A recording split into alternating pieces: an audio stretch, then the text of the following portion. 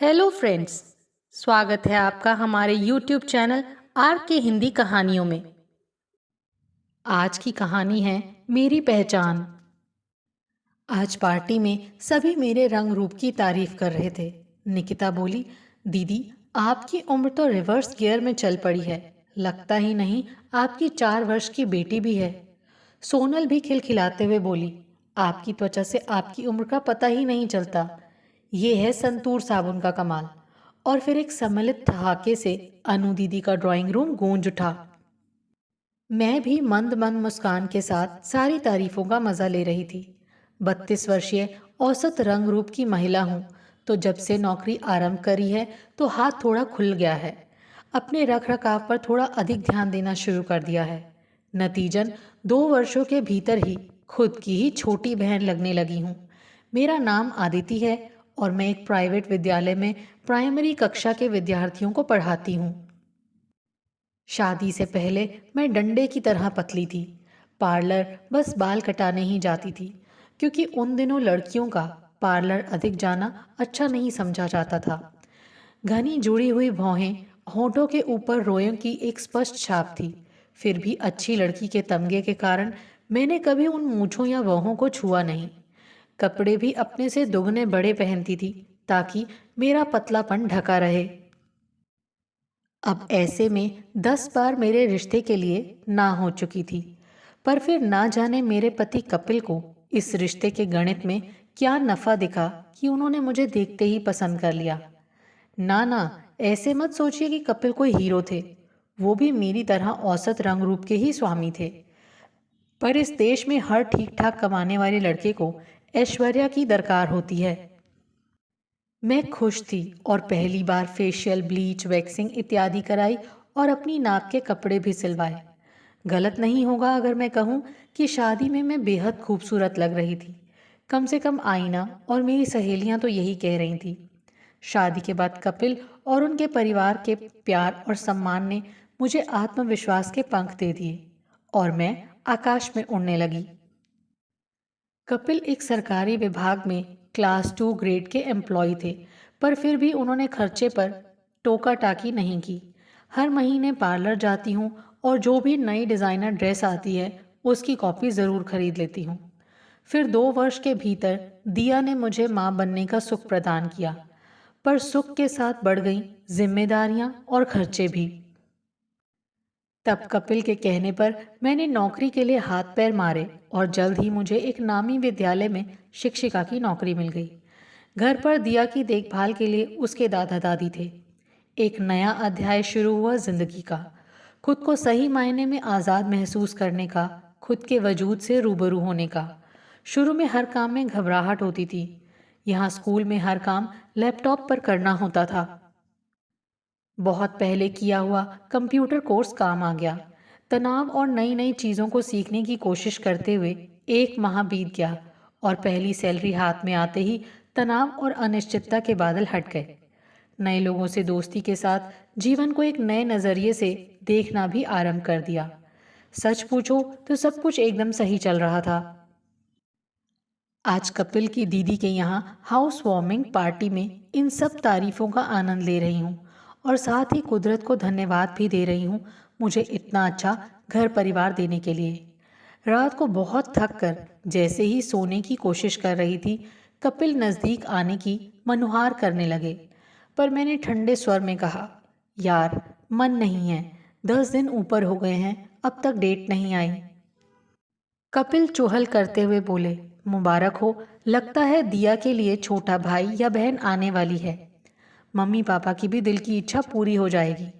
मैंने कपिल के हाथ को झटकते हुए कहा, तुम्हें पता है ना, मैं अभी दूसरा बच्चा नहीं कर सकती, नहीं तो कन्फर्मेशन रुक जाएगी। कपिल ने प्यार से सिर थपथपाते हुए कहा, अरे बाबा, तनाव के कारण ये सब हो रहा है, लाओ सिर पर तेल की मालिश कर दूं। ऐसे ही देखते देखते 10 दिन और बीत गए। फिर बाजार में उपलब्ध प्रेगनेंसी किट से टेस्ट किया, पर नतीजा नेगेटिव था। रविवार को कपिल और मैं डॉक्टर के पास गए। डॉक्टर ने सारी बातें ध्यान से सुनी और फिर कुछ टेस्ट कराने के लिए कहा। मंगलवार को रिपोर्ट आ गई और फिर से हम डॉक्टर के सामने बैठे थे। रिपोर्ट पढ़ते हुए डॉक्टर के चेहरे पर चिंता की रेखाएं थीं। चश्मा निकालकर डॉक्टर बहुत स्नेहिल परंतु गंभीर स्वर में बोली, ये सारी रिपोर्ट्स पेरीमेनोपॉजल की तरफ इशारा कर रही हैं। आपको प्री मैच्योर ओवेरियन फेल्योर है। मुझे कुछ समझ नहीं आ रहा था कि क्यों और कैसे ये तूफान मेरी जिंदगी में आ गया है। मैं अब तक एक पूर्ण स्त्री थी। अभी तक तो मैंने अपने स्त्रीत्व को पूर्ण रूप से भोगा भी नहीं था और मेरा शरीर मेनोपॉज की तरफ जा रहा है, और वो भी मात्र 32 वर्ष की उम्र में। इस उम्र में तो बहुत बार लड़कियों की शादी होती है। एक टूटा हुआ मन और अधूरा तन लेकर मैं कपिल के साथ घर आ गई। सास ससुर बहुत आशा से कपिल की तरफ देख रहे थे, कोई खुशखबरी सुनने की आस में। पर कपिल ने कहा, कोई खास बात नहीं है। मैंने कपिल से कहा, झूठ क्यों बोला, क्यों नहीं बताया, मैं अब कभी चाहकर भी मां नहीं बन पाऊंगी। और ये कहते हुए एक तीव्र दर्द की लहर मुझे भीतर तक हिला गई। पहले मेरी मां बनने की कोई लालसा नहीं थी, पर अब मैं दोबारा मां ना बन पाने के लिए बेसुर रही थी। सबसे ज्यादा साल रहा था एक खालीपन। मेरे स्त्री होने की पहचान मुझसे छूट रही थी, वो भी मात्र 32 वर्ष की उम्र में। मैं जब शाम को भी अपने कमरे से बाहर नहीं निकली तो सासू माँ अंदर आ गई। उन्हें देखकर मैं सकपका गई। बहुत प्यार से उन्होंने सिर पर हाथ फेरकर पूछा, तो मैं अपने आप को रोक नहीं पाई।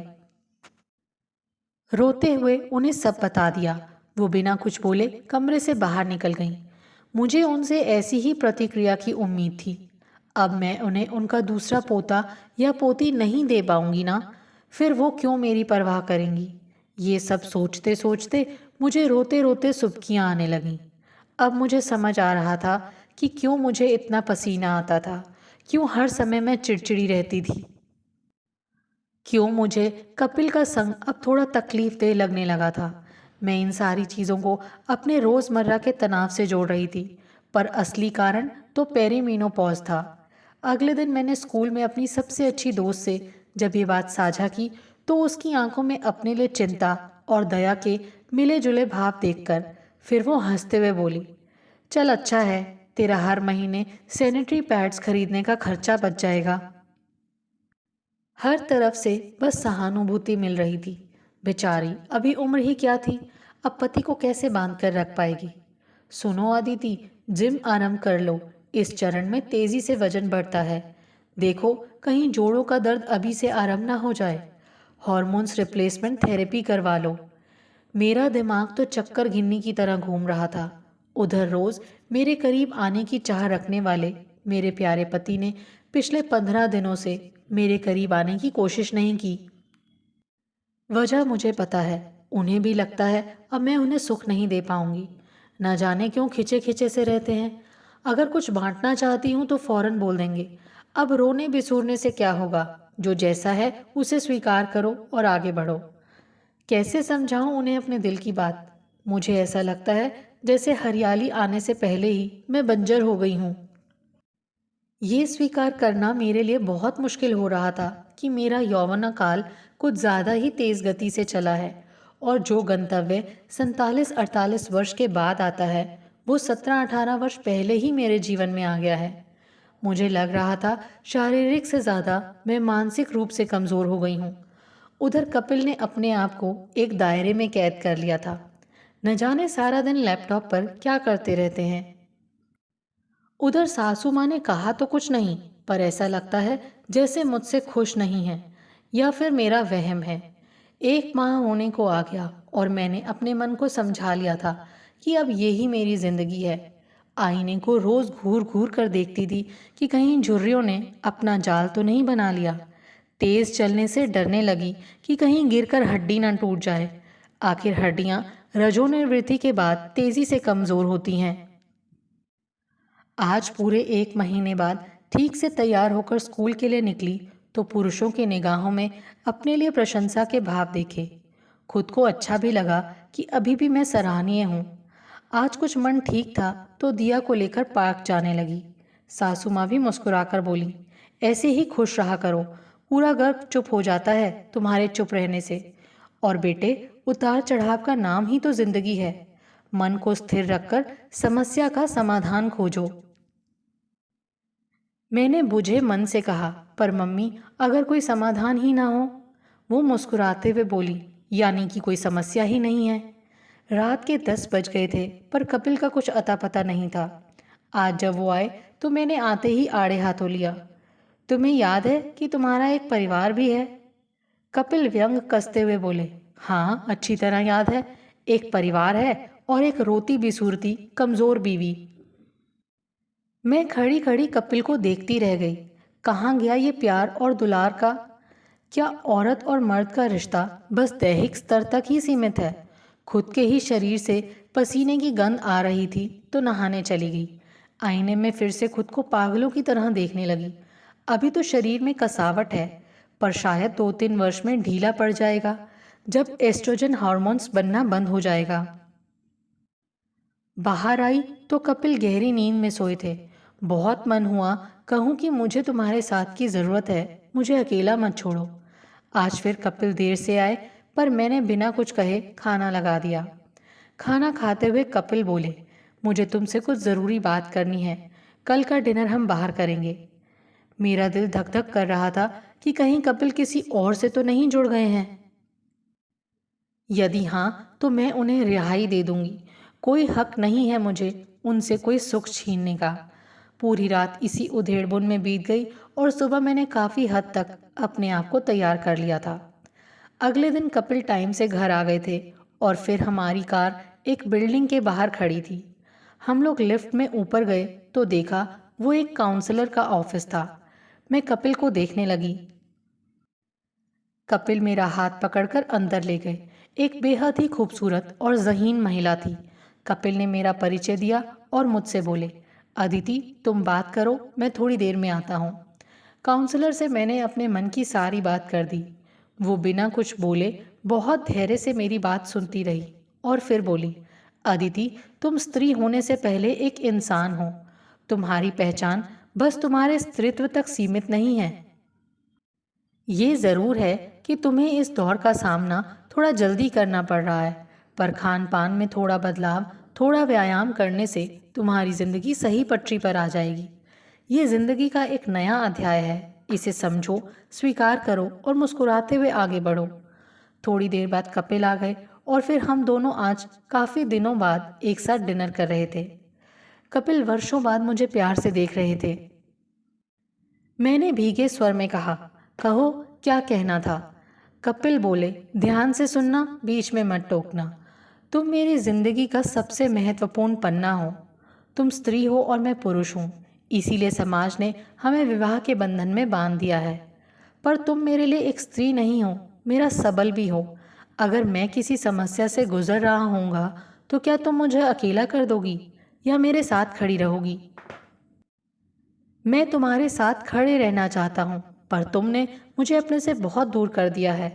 अपने इर्द गिर्द इतनी नकारात्मक ऊर्जा इकट्ठी कर ली है कि मैं तो क्या, कोई और भी चाहकर तुम्हारी सहायता नहीं कर सकता है। मैं आंखों में आंसू भरकर बोली, पर तुम तो खुद मुझसे कटे कटे रहते हो। कपिल हंसते हुए बोले, पगली, तुम्हारे रोने की आदत के कारण कटा कटा रहता हूँ, तुम्हारे कारण नहीं। ये जिंदगी में एक मोड़ आया है, थोड़ा सा ज़्यादा घुमावदार है तो क्या हुआ, हम एक साथ पार करेंगे। तुम एक शरीर नहीं हो, उससे भी ज़्यादा तुम्हारी पहचान है। स्पीड ब्रेकर पर रुकना पड़ता है ना, पर संभल कर चलने से पार कर लेते हैं ना। कपिल की बातों से ये तो मुझे समझ आ गया था कि क्यों हुआ, कैसे हुआ से ज़्यादा महत्वपूर्ण है उस समस्या का समाधान कैसे कर सकते हैं। आज इस बात को 3 वर्ष हो गए हैं। अभी भी मैं रजोनिवृत्ति के दौर से गुजर रही हूँ, पर डॉक्टर की सलाह और उचित खान पान से काफ़ी हद तक समस्या सुलझ गई है। अब मेरा वज़न पहले से कम हो गया है और मेरी त्वचा भी दमकने लगी है, क्योंकि अपने आप को मेनोपॉज के लिए तैयार करने के लिए मैंने पूरा खान पान ही बदल दिया है। जो है जैसा है मैं स्वीकार करती हूँ। ये सोच अपनाते ही सब कुछ बदल गया और बदल गई मेरी पहचान। मेरी पहचान ना आंकी जाए मेरे स्त्रीत्व से, ये है बस मेरे अस्तित्व का एक हिस्सा। जिंदगी का बचा हुआ है अभी भी एक और नया सकारात्मक किस्सा। दोस्तों, आपको ये कहानी कैसी लगी? इसका अंत आपको कैसा लगा प्लीज़ कमेंट करके ज़रूर बताएं। आपके सुझाव मेरा हौसला बढ़ाएंगे ताकि मैं एक बेहतर तरीके से आने वाली कहानियाँ प्रस्तुत कर सकूं।